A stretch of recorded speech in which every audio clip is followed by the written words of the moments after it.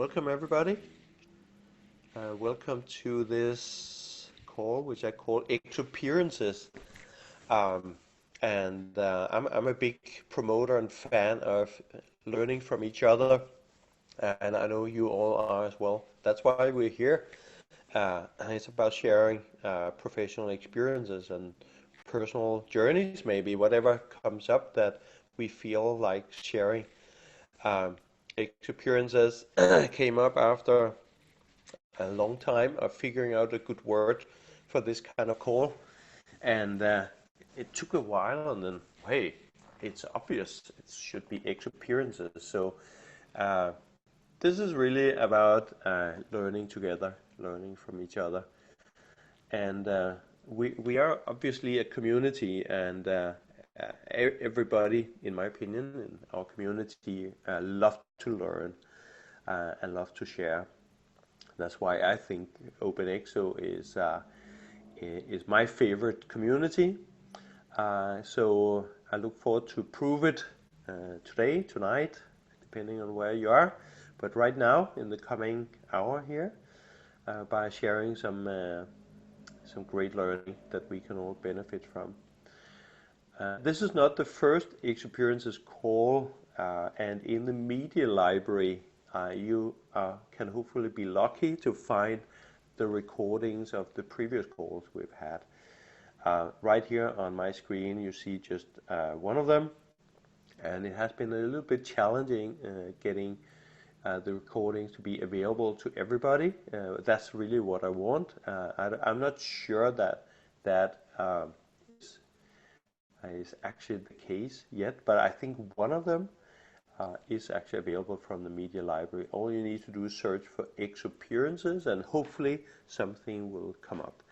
Um, in the past couple of calls, we've been discussing a lot of questions that came up from those of you who participated in the call.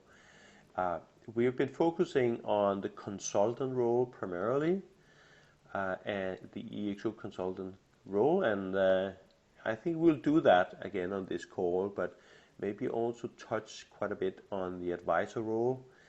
And I see a strong link between those roles in many ways. So many questions have been asked, and also we tried to answer them in the past. But don't hold any questions back during the call. You can post questions in the chat as always. But I think we're not so many on this live call, so I hope we can turn this into conversation with everybody who wants to be an active part of that. In the past, we have had the pleasure of having Dea and Augusto and Patrick and Christina Maria and Francisco Milagres. And today it's Wolfgang and Younis that kindly volunteered some time to share some of your consulting experiences and advisor experiences with us. So I'm very excited about that and look forward to a good conversation. And I haven't actually talked to Wolfgang and Younis for quite a while. I can see Younis' beard has grown since last time I saw him. It looks amazing. And Wolfgang, you keep the clean style there. I like that as well. I'm trying also not to have a beard right now, but who knows? All of that can change. So let's get a proper round of introductions done. The VIPs today are Wolfgang and Younis. So Wolfgang, why don't we begin with you? I guess, but I'm not sure. Are you in Edinburgh, or you're between places? Where are you today? Today I'm in Edinburgh in Scotland. It's beautiful, but it's very cold as well. Okay, okay. Tell us just a little bit about your own journey in the ExO world. When did that begin, and why are you here, and who's Wolfgang in Okay, sure. a short introduction? Sure. I think in very short, my background is somewhere between robotics, AI, and machine learning from a technological side, but I've always been interested in how things work. And that's very general. When we talk about a machine, how does the machine work? How does it do its thing? So I do have a background in engineering for that matter, but always how also society works, or how organizations work internally. And from a consulting perspective, you would talk about operations. So I'd love to look at operations in more traditional businesses, see where are the inefficiencies, what are the untouchable things that we cannot change, and how can we make the existing processes better for the customer or the user, so the customer user experience, also for the people inside the organization driving, and make it much more impactful, the work they're doing, and eliminating the problems they're facing on a day-to-day basis. So my EXO journey started essentially at Singularity University, where a lot of people met. So I met Salim there, we had long conversations, and it was just in the time when he was putting the finishing touches on his book. So it was the last few months before it got publicly released and the movement started. So I had essentially the insight where it was already very well shaped, and was fully on board, seeing that it was important to take this whole picture of, look, we've seen a trend or a pattern, but if you look at it more, a little bit more from taking a step back, and scientifically, there's actually like a real methodological process behind it that you could follow.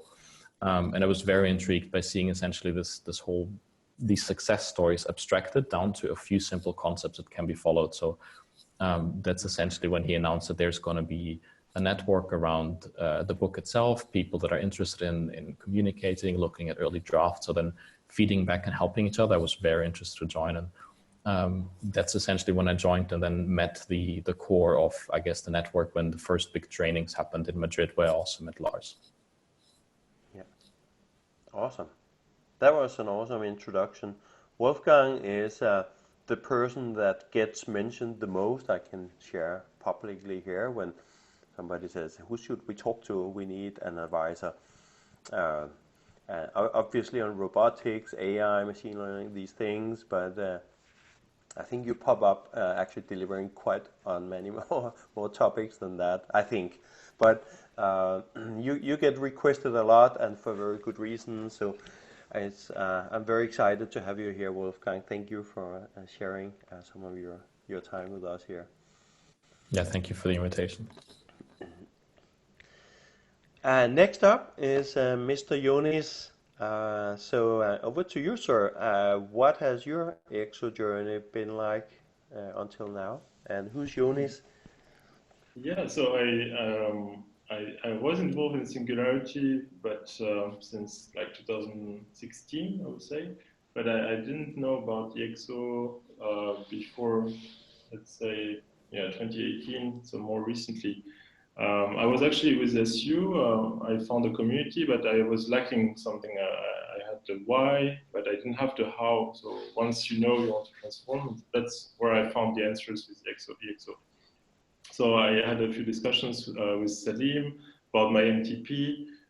When I read the book, and then it was clear my MTP is to make governance, try to transform governance and make them exponential. So it's a very big challenge, but just for the background, I was a researcher in my first professional life, master's in mathematics, and I moved to computer science, PhD in Germany, California, and I did a few postdocs, 3-year postdocs, so it was really like a 7-year, let's say 7-8 year research. And I knew it was not for me on the long term, so it was good to start from research. I have no regrets. And then I pivoted to, I worked in my second professional life as, I was helping people access EU funding from the Innovation Agency in Luxembourg. So we were funded by the Ministry of the Economy, and I liked the interaction between the European Commission, which was giving the money, and the entrepreneurs coming from public, private, small, big. So that was a good experience. And I learned a lot of things. It helped me keep up to date on all the technology as a generalist. Like I was lobbying for 5G, satellite, all kinds of things, and always being at the edge of what was coming next. So bridging research and business, so that was good. And this also helped me now in my third professional life as an entrepreneur. So in April, I decided to just quit my public sector job and just start as a consultant. And I anticipated that already end of 2018, when so in last December, I completed the ExO coach certification with Jaroslav. And I was really excited to put that in motion in 2019 to start selling ExO services. So I have my contract now ready, a few leads, and I have today to complete the ExO Consultant certification, the fast-tracked one, because it came in between. It was something in between what I already had, so I still have to just finalize the application today, which is the deadline today, actually. But, yeah. I learned a lot. The community, there are lots of overlaps with SU, so I see a lot of people. So usually what I try to do now when I'm going to Lisbon for the Web Summit next week, I'm leaving tomorrow already, and I sent in both SU group and ExO group, because I called it exponential people, like exponentials at Web Summit, because I believe we come from the same source. And so I see lots of interactions we can have with SU, and now I'm really trying to focus on selling ExO, and the ExO consultant training was also interesting because it gives you another perspective, I think, with the exercises that you have to go through. So it's nice because you have some practical cases. So it forces you to you have the theory to link it with some practical cases. So I think it's an interesting exercise to go through. So I'm as I said, I'm just finalizing that today, and so we'll see now what will come out of it. But I think I will have all the possible, imaginable certifications once I complete that one. So I will start with the certifications and focus more on the actual on the work itself. Yes. Fantastic. Welcome to you as well, Younis. I look very much forward to hear more about your business, which I think is quite closely related to some of the questions that we have for the call today. So I'm sure there's a good match there. So welcome to both of you. Here are some of the questions or actually all the questions I have received prior to the call with your registrations. And that could be a few extra questions with the registrations from the past few days. I haven't had the chance to check. So feel free to everybody to ask questions in this call that are not here. But I think these questions could keep us busy for the remaining 45 minutes of this call. Plenty to discuss around just these three questions, I think. Personally, I find these questions extremely relevant, given we are scaling as a community. We're scaling fast now. We just achieved 2,500 members of the community. I heard about it, I think it was today. So that's we should celebrate on this call, I think. But I only have a bottle of water, unfortunately. So we'll just stay to the topic. The first question cheers, Vincent. Vincent is always up for celebrating life as well. The first question I think that we should get started on is actually what I think most, if not everybody on this call, are actually doing or have done, which is about starting your own consultancy. And some are maybe in the early stages, and some are super experienced and have been in the consulting game for a long time, but maybe relatively new in terms of applying the exponential thinking and the attributes for customers. So I want to open up first with the question about what are the important first steps that should be considered if you want to establish yourself as a consultant in the exponential world. What comes to mind? And let's ask Wolfgang first.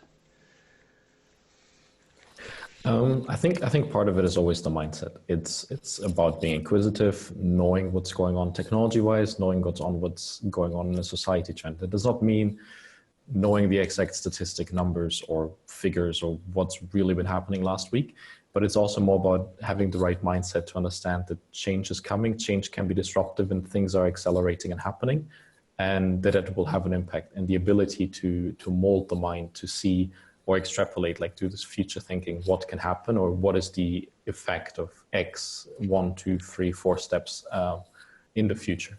And I think that is kind of like the mindset is the important thing. The inquisitiveness to keep up to date is of course another, and then the ability to, I think just standard analytical thinking, being able to dissect questions, being able to listen to what people say when you ask them, and like extract the knowledge or the things that people say but do not directly say, but the underlying meaning behind them.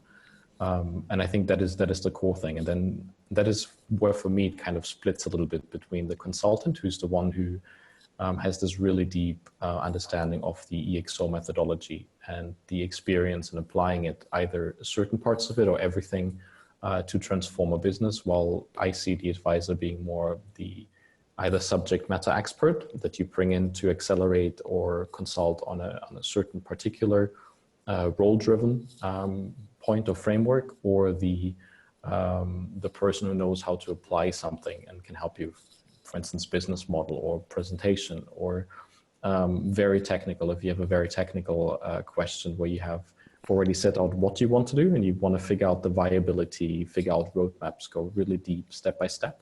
Or the more general, say, we want to do X, can somebody give me like a market overview? So that's where it diverges a little. So that's a little bit more open, a little bit more traditional subject matter expert, somebody you can draw in for certain areas, versus the person who's being there along the way or helping people learn how to apply the methodology to transform the business or the organization, or etc. Excellent. That was a good bunch of input to consultants. Very exciting. I'll get back to some of these points, but let's hear Younis next. So you are very active in the space of building a consulting business, and you are in the market and everything. What was important for you, Younis, to set up your consultancy? So for me, I'm in a transition phase, because people in at least in my not home country, but like in the country where I've lived since 2010 in Luxembourg. I'm French and I've traveled in different places, but now I ended up here, and I will keep my company here, even though I plan to travel a lot in the coming months and years. What people know me for is so my recent expertise in EU funding. So I mean, whatever I do, people, they see me, they still associate me with this knowledge. So I'm also trying to bridge that now, because I haven't yet sold any like workshop or sprint yet with my company. I've prepared the ground on the legal side with the contract. Everything is ready. I've been through now I have a quite good marketing list. I've partnered with a few people, Luciana, who is very experienced in delivering sprints, and she's based in Maastricht, and Fabrice Testa, who was one of the like you, Wolfgang, he gave some feedback also in the book, the second book. He was actually the only one from Luxembourg. That's how I spotted Fabrice. And so we are trying to develop something in Benelux, trying to share the leads and to like work as a team, because if you even just for preparing, even if you can activate a network for delivering the whole thing or part of the thing as a consultant, I believe that the fact that you work as a team, even if you're sick or you're on vacation or whatever, you can still keep a continuity in the services. So that's why I didn't want to go there alone. And also it's good because you're stimulated, you can interact with people, you can be challenged, you can challenge people. So I learned a lot with Fabrice, who's more experienced as a coach. He's a very successful coach in Luxembourg on deep tech. So he can also act as an advisor on space, energy, different deep tech topics. And I bring a few things also on the table with my expertise in tech and with all the EU stuff. And Luciana has hands-on experience. So together, it's I think that's really important, that not to be alone, but to find people geographically, or even now with Zoom, and you don't need it to be geographic. It can be people who share the same level of the same interest, let's say, who have the same purpose. Because in the end, we have this big group, but then you can have, I believe you can have like subgroups of people also who get along well, who want to just define some business partnerships. So that's what I've been trying to do since April. I've been trying to set these partnerships so everything is ready, and to really focus on a few concrete leads. I have one lead, but this is more with the hat as ExO coach with the other certification. With the ExO Consultant certification, I cannot really tell it in practice because I'm just completing now with the new model, the new certifications. I'm just only completing the deliverable.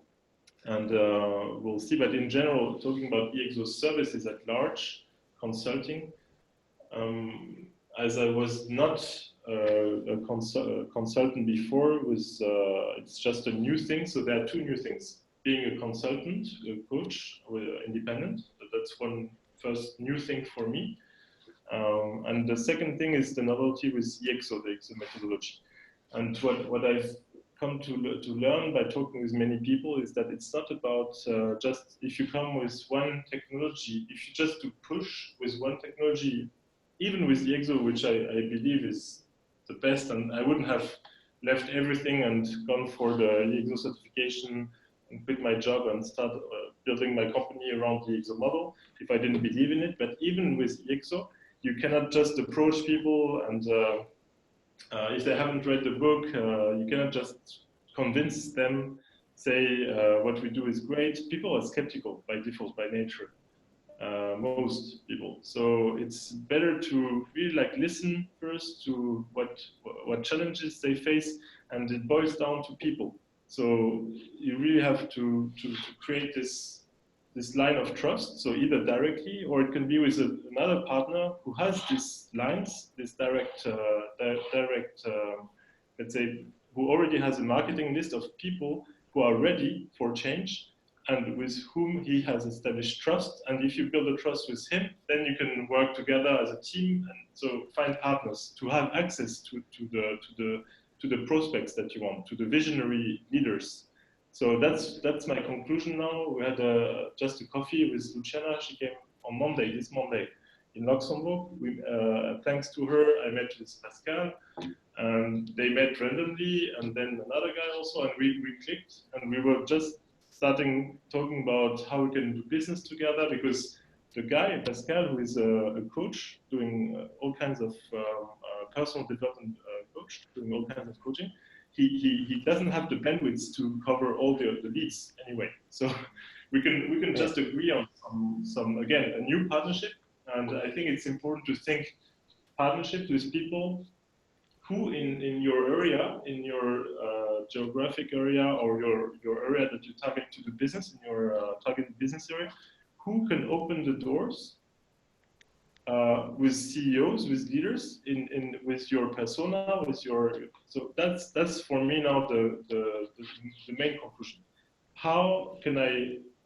It's not just having an Excel file that you build from LinkedIn and you take the phone. It's not about that. It's you start with a qualified list of people who you know already want to change, and you have also on plus you have the trust that is established with someone who understands their problems, who talk with them a few times, and you can work with that, and you can start with that. So that's my new approach now. Instead of coming and selling the ExO methodology as I was doing at the beginning, like a bit naively, it doesn't work because you have thousands of methodologies, and people will try to relate it. If you really start listening and asking them questions, and then at some point you can make the link. And even what I learned, what I really liked is it's a bit okay on the manipulation side, but I think it's fair. Is that if you can do this kind of inception where you teach those people who will speak in front of others and they will talk about the EXO methodology without knowing it's EXO, then they cannot go back because the reception from the audience will be positive, I know for sure. So people will be excited because when you start talking about exponential technologies, people get super excited and they come to you and they want to speak more. And then the person will have to go further in the methodology. So you can even do it like that by tricking people, which I found also an interesting technique. But my first approach would be find people who already have access to my ideal prospects, my ideal potential clients. Excellent. So let me just connect a few of these exciting dots here back to the mindset. From my experience, this is what's being mentioned by clients after projects are completed and during the projects. They're saying, "You guys are just different. It's the mindset." There are lots of very competent people in this world. But one of many ways you stand out is the mindset. And looking positively at the world, right? We can make it a better world, as opposed to what many people seems to be trapped in for the time being, which is a negative outlook. All the disasters, the political situations, and economical situations, and many other aspects, right, drive negativity. But what's being mentioned about our impact is the positive mindset, and that alone, I think, can take us very far. And then just add the community that we're part of. That's your second point, Younis, that never work alone. And I've been hearing my own mouth say that a lot in the past several months. Never ever go to a client alone. You can be the front man and you're the owner of the account and everything and coordinating things, but you have 2,500 friends and exponential thinkers behind you. Why not bring them in with you from the beginning? And I think we're getting really good at doing that. And providing high quality advisor calls is kind of a very quick way to underline that here's something radically different from maybe the larger consulting companies and more traditional consultants. So there's so much that we can really bring to the clients to stand out. So that's also to Wolfgang's point about the mindset. I think that makes an extreme difference, really. So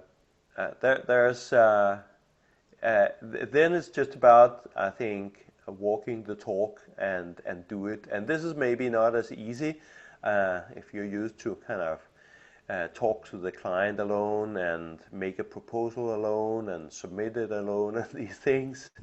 Maybe we're doing something wrong if that's what we're doing. Maybe also traditional partnership models should be reconsidered. Maybe we can find a more flexible model to work as an ecosystem. So obviously we could have preferred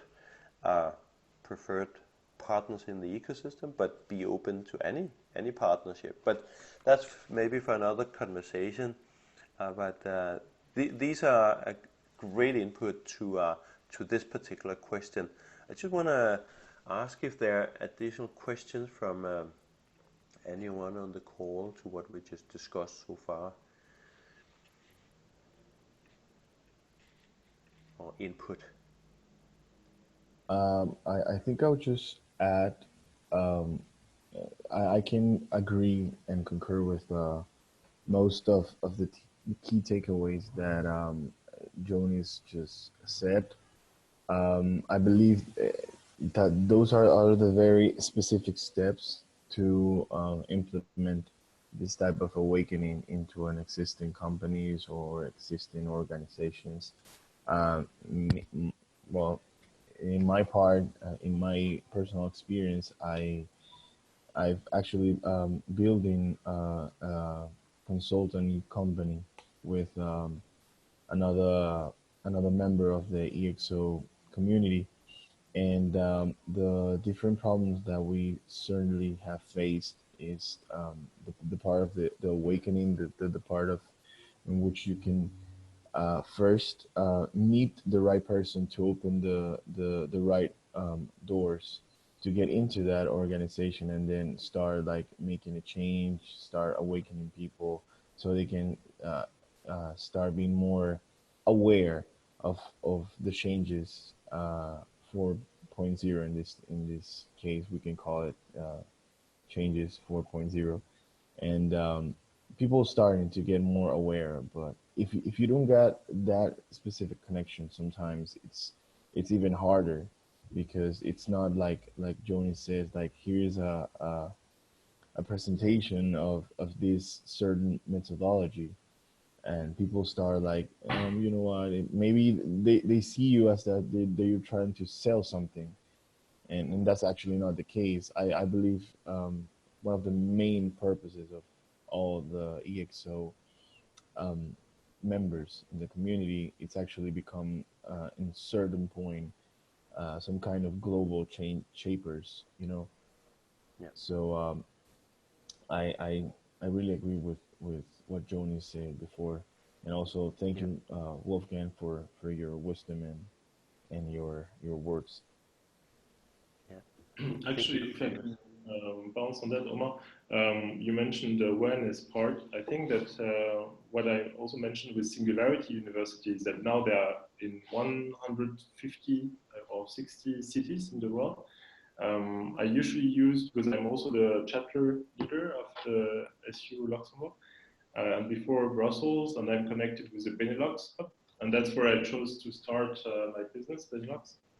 And actually, it was not a chance, because my initial strategy was to leverage on the SU people, so people who, the C levels, the leaders who went through an exec program, and those should be the ideal candidates, because they come out of SU, of an exec program, and if you can capture them at the right time, so you need to give them a few weeks maybe so that they can recover.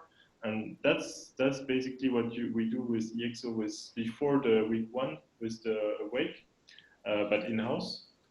And I think this is the perfect place to start with this kinds of SU-like exec programs. And if you can identify the people, and with the SU app, it's very easy, because you can just go to the SU app, you can search by location, and you can see all the people who register themselves and make them visible because they want to be visible.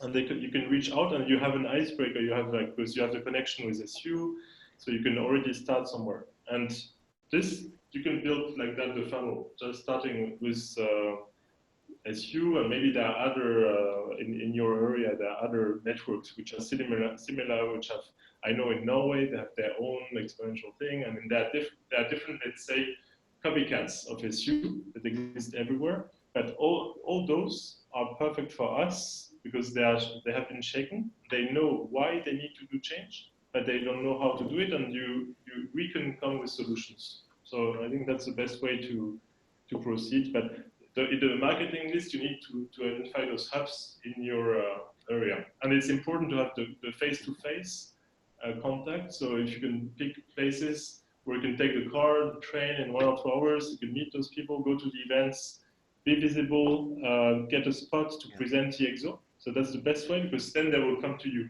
they will, oh, but that's exactly what I'm looking for. And then little by little, it can drive some business.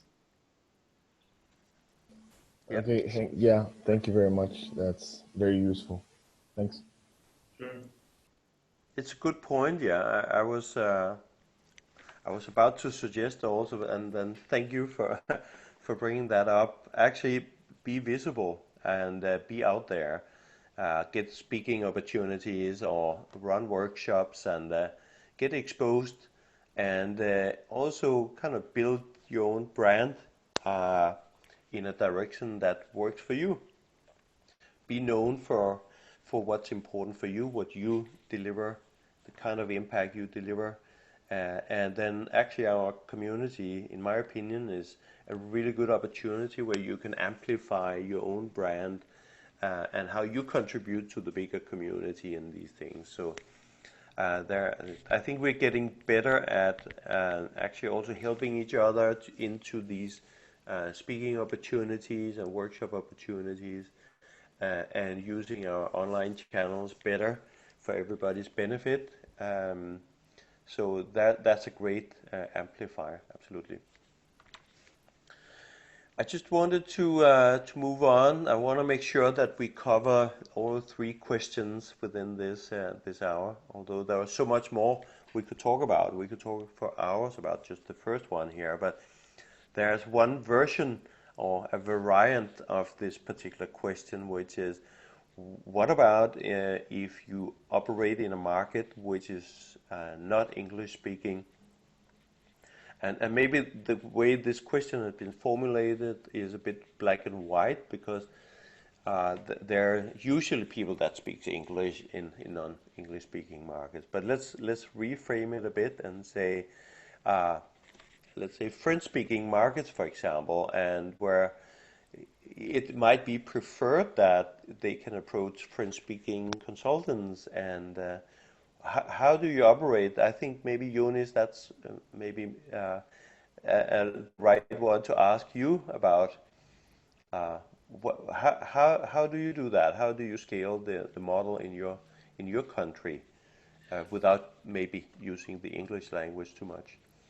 So in Luxembourg, I have the luxury that also with Brexit, actually, one of the reasons why many companies from the UK come to Luxembourg is that they can, all the legal framework, everything can be done in English on the legal side. So I decided on purpose, I didn't want to create overhead by having my contract in French, and then you have to update it, and then I have it in English and German. So I decided right on to do everything in English. So on the legal side, all the decks, everything I have is in English. If I get the request from a prospect or a client, or yeah, for now I haven't. I would, of course, consider translating to French or to German, which are the languages that they speak here. I wouldn't do it in Luxembourgish because it's an official language, but really, like, even if it's on Google Translate and I help for that, I don't want to have anything to do with the Luxembourgish language. It's really weird. It's very similar to German, but I prefer, like, yeah, Hochdeutsch, like German or English or French. But yeah, I think this could be an issue. I haven't been, it didn't hit me until now. So I continue to do everything in English. And if you do business with like Morocco, or that could be like some French speaking, or the same with Latin countries where you have to do it in Spanish. I think at some point we'll have to think as Open ExO globally how we can to have certain like customization of our content, and the language is one of the dimensions. So I think we have the dimensions on the verticals, on the industries. So if you have like advisors and sprints and things that are related to one industry, let's say the finance industry, it would be good to create a knowledge base around that. And the same you can say, we have now more and more demand for Spanish, we have for French, so you can start creating. And then if you create content, So you have the original content in English and you create it in another language. You have to really put in place the right mechanisms with the tools to make sure that each document, when one document is updated, that the other one is updated. Because otherwise it starts becoming a mess. So you have to be very structured by design to make it sustainable, and so that you know each time you use, you go to the website, you go to the PDF, whatever, everything is updated, or if it's not, you know that it's not, and you have to do it, basically. And so languages is one component, and you have, of course, all the, I was preaching that we need to have by continent, for example, examples, successes. If you go to SME in Luxembourg and you talk about Uber, they do not relate to that. If now you say they're in the mobility business and you choose an example with another SME, which is exponential, which is really on the exponential curve, which is growing very fast. And this company, this SME is European or mid-cap, then it's easier for them to relate on the geography and on the sector. So I think those are things also we need to update our content by making sure if you make a presentation in Europe, you can mention in small Uber and Airbnb, but you emphasize the EU successes more. You have to speak the same language maybe, but also you have to put examples that they might relate to. Otherwise, it creates a gap, it creates a divide. Great. So that's my take on language. Just Thank one you. dimension. Oh, it's certainly one that really makes a big difference. I know, Wolfgang, you operate in an English-speaking market, so maybe this question is not maybe as relevant for you, but do you have any thoughts on it before I give my... Very few. Yeah, I left Germany 8 years ago. I've mostly worked in English ever since, and even before that. Yeah.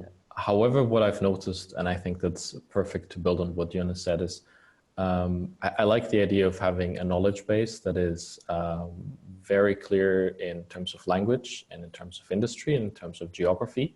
And it also shows when cases need to be updated. And the beautiful thing is what's happening at the moment, it's going into the direction is that there's a lot of community-driven translations, not of the full book or not of the full methodology, but of the, let's say, the executive summaries, the primers. So if you go by those, you probably, I haven't done the maps, but you probably cover already a very, very significant part of the global population in terms of reaching them with executive summaries of what the whole methodology is about and what are the core concepts are. So I think that's already going into that direction, very community driven. And I like the idea of formalizing that and knowing when something needs to be updated. I also agree with that it's important to have more recent examples or more geography or industry specific success stories and case studies. And I like that there's at the moment already some ongoing work looking into what are the numbers that are 5 years old that we need to update, what trends did we think about but that didn't happen, and what happened that nobody saw coming. And that's a process that in some cases is already ongoing, and I think there may be something interesting we can see over the next year or two coming to that direction. For businesses and non-English speaking, I think that also depends about the size of the business that you look at. If you have a large enterprise that is very international, you can expect almost every employee to be familiar with English as the universal language and being able to not just communicate, but operate in the language. While if you look at smaller businesses that are in quite the need of getting some disruption proofing, if we can say so, they may be a little bit less prepared just because there is a language barrier between the information flow and where they are. So in those cases, having the local networks of local practitioners speaking the same language is important. Similarly, it's important when you go from, say, you have the awakening of the getting everybody on the same page. This is important. We need to do something. Disruption is coming. What we're going to do, to then moving to the on-the-ground implementation, because that is when the focus is shifting from the big picture, innovation is coming, we need to do something, discussion, to the actual implementation where you touch every single function of the business. And if you do that, you will automatically come into contact with people that may not be comfortable in operating fully in English. And I think in that case, it's also important to have local people. We've seen that in the past with EXO with some businesses that's particularly requested advisors or consultants that work in, say, Spanish or Portuguese, just to see some examples there. Exactly. Great points. You know, a very large part of our world are actually not English speaking. So it's very, I find it very important that we address this so we can eventually transform the world to make it a better place. I've had the pleasure for many years to operate in non-English speaking countries like China and Japan and Brazil. Just to start with Brazil, when the book, I think also the second one has come out in Portuguese. That makes such a big difference, that because once you have the books in your language, you can start to form a local community around the book, right? So you can attract people not to sell something, at least initially, but actually to form the community for the right reasons, which is, hey, we want to transform the world. Are you interested? Let's meet once in a while. Let's discuss this topic. And here's the book, so you don't need to start from scratch. Just get the book, read it, and it's a whole different starting point. Just recently, I saw we started publishing the second book in Chinese, which I am personally very excited about from my own background.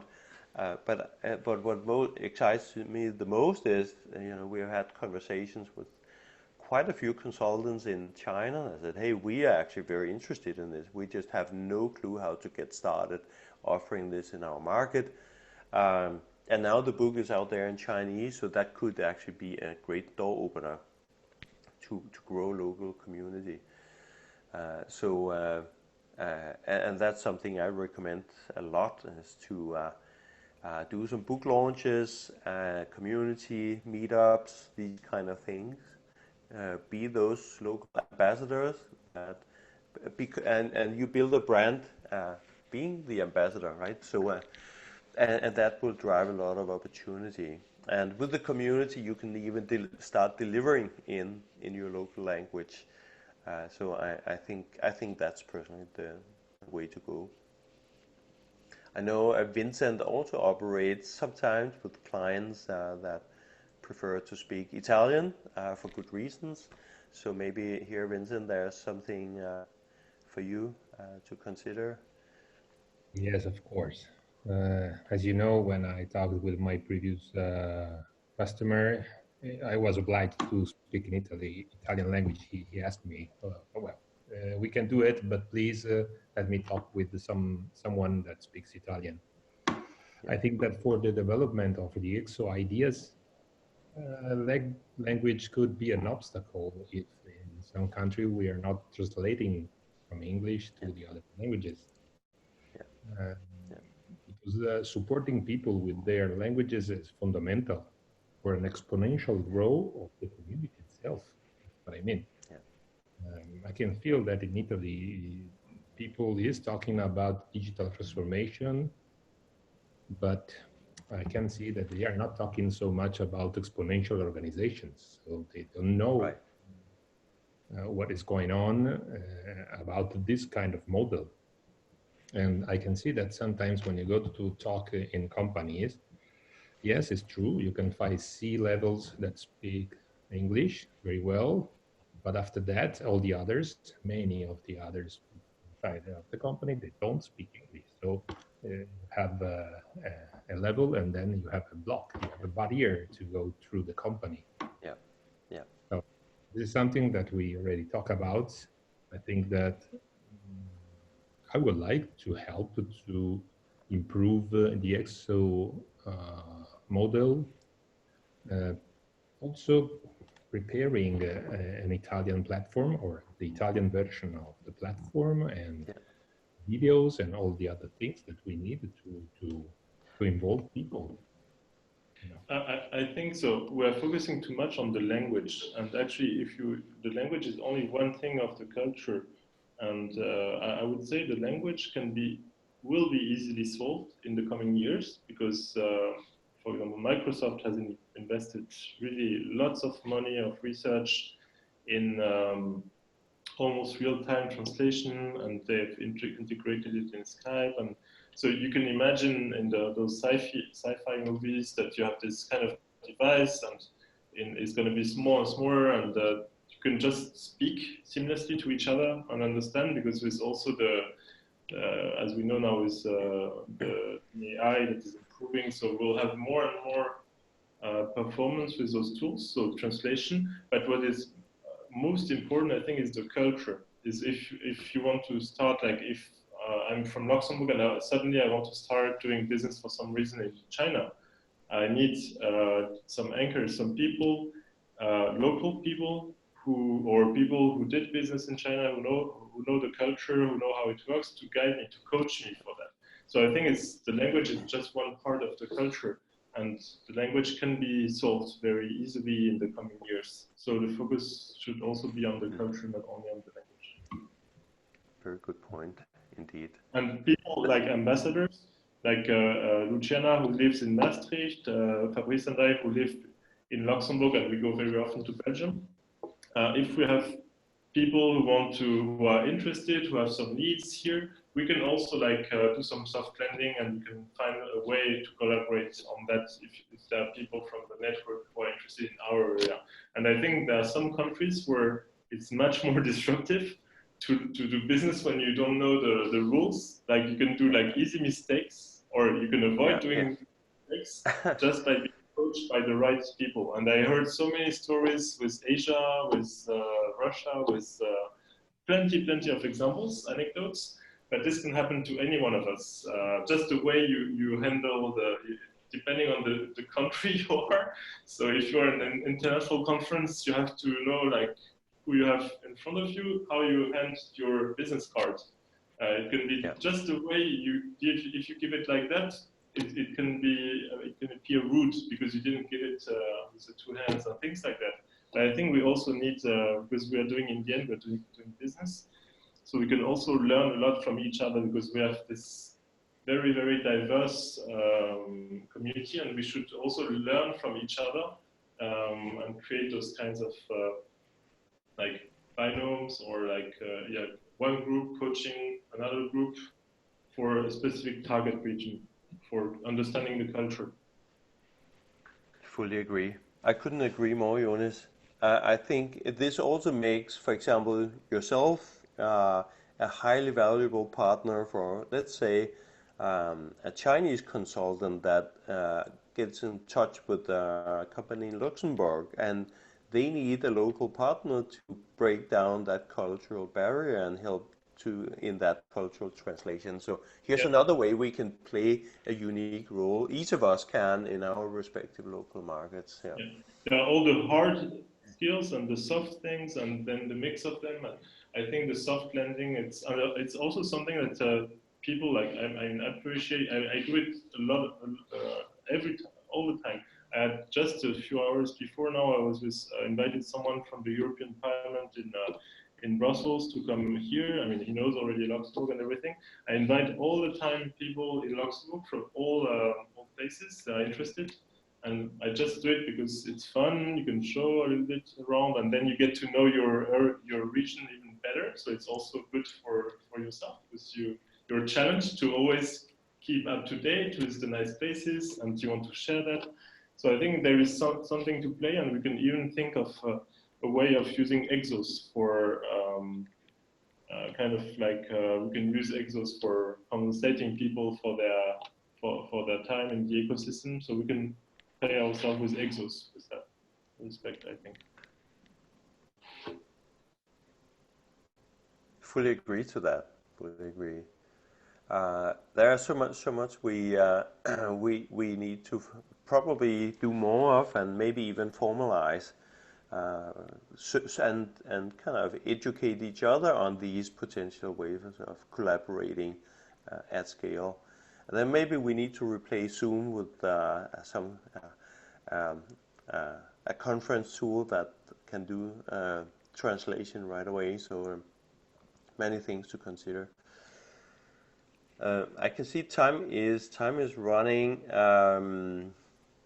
and the art and science of giving advice is a huge topic, and I really wanted to dive quite deep into that.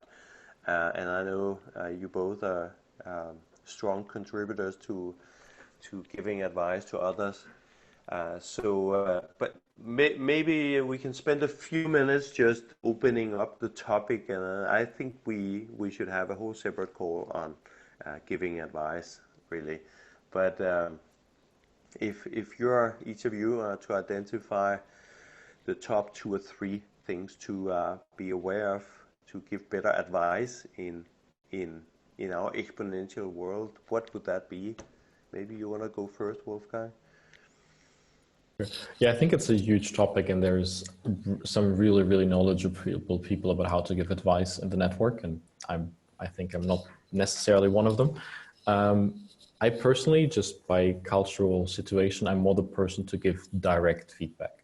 I don't necessarily follow the sandwich tactic, or because I feel like that waters down the message.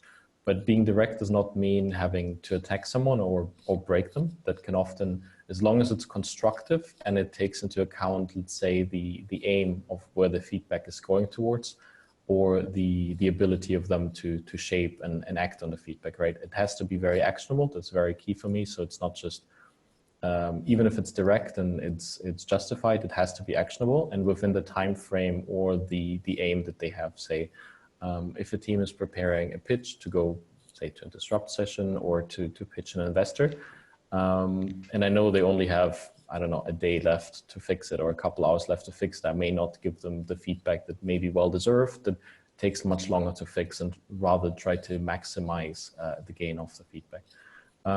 Otherwise, I think it's important to know culturally, and this is directly coming from the end of the last discussion, it's not just language, it's culture. How certain feedback is perceived. Is anything what we need to take into account when we say it, or how we say it.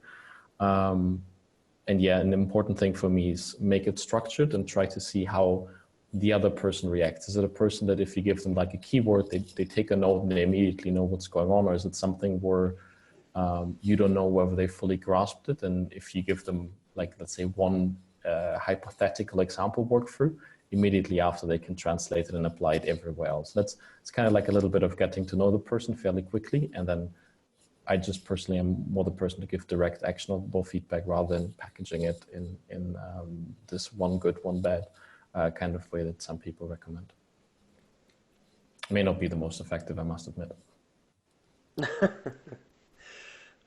I think a good approach, though. So, Younis, what are your top recommendations giving advice?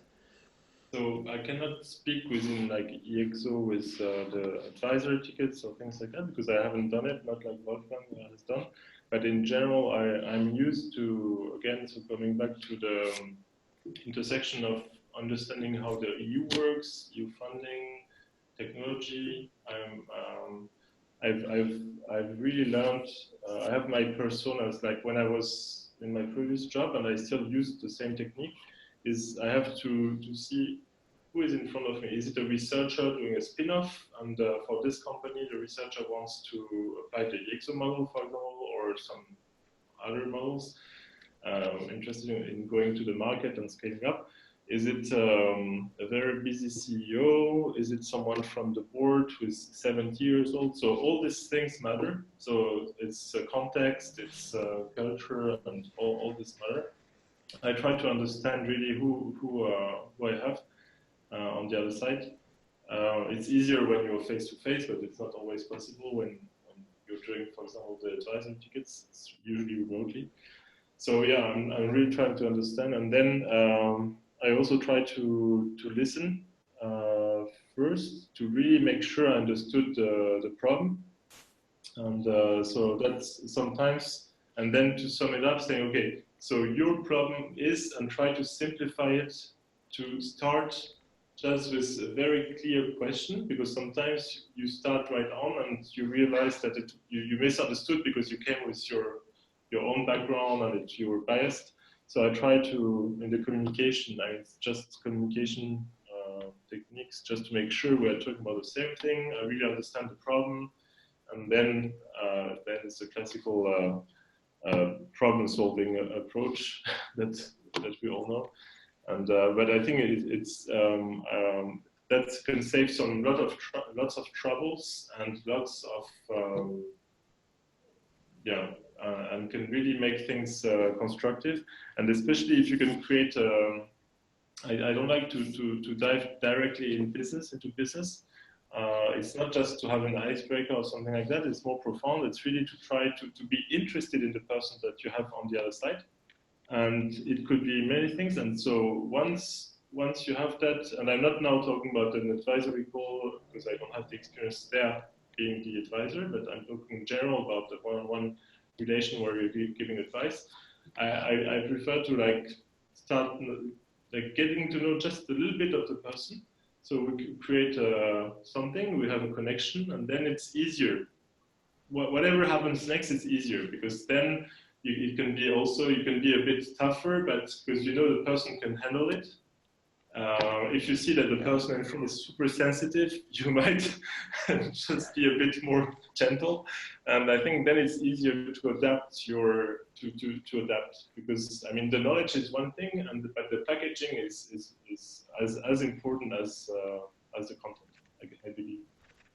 But this is all like psychology, communication, There's a lot of psychology in this, definitely, isn't there? And love. And curiosity. Yeah. I think if I can add one more little thing is, one thing I notice is important is to always be available for a follow-up question.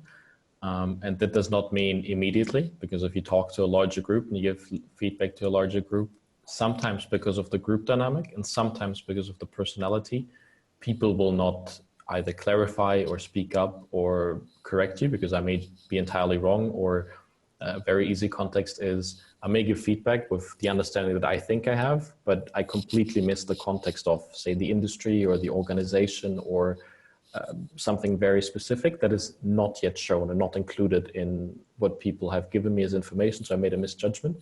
And some people are afraid to speak out immediately, but if you give them the room to contact you privately, even a one-on-one, often it's easier to get a clarification that way. And the second, if it's something critical, often it's interesting to phrase it as a question, right? Lead it by a question and let them self-discover. And that gives you also the ability to back out, essentially, if you were trying to get down the wrong way, rather than jumping in and saying, look, this is wrong, this is bad, and for these reasons. But try to explore whether you have the right understanding, and at the same time, whether their understanding is, like what they communicate as their understanding is what the actual intrinsic understanding of the question is. Yeah, I think those are great additions.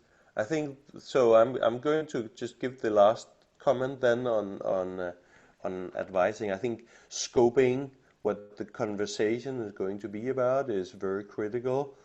Younis talks about listening, and that's a big part of that. But scoping what's the outcome going to be for the conversation where you're going to get advice from somebody, make that very clear.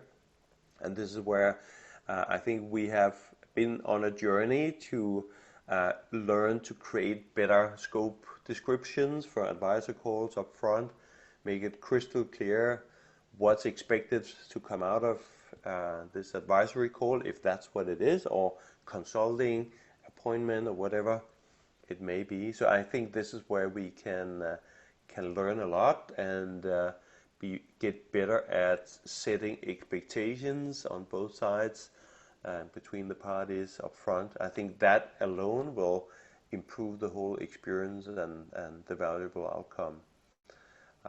So what I'm going to do is definitely schedule another experiences call. I think just focus on giving advice because it's such an important and interesting topic and a huge topic. We didn't get time to cover it much on this call, and the time is really up already. And I think everybody probably need to move on to the next Zoom room with whoever you're going to meet with there. So good luck with that, and thank you so much, Wolfgang and Younis, for sharing your experiences. A big round of applause to the two of you, and and thank you, Omar and Vincent, for joining and contributing with your input as well. I'm going to send out the recording and invite you soon to another session. So take care, everybody. Bye-bye. Exponential luck and well-being on your road. See you soon.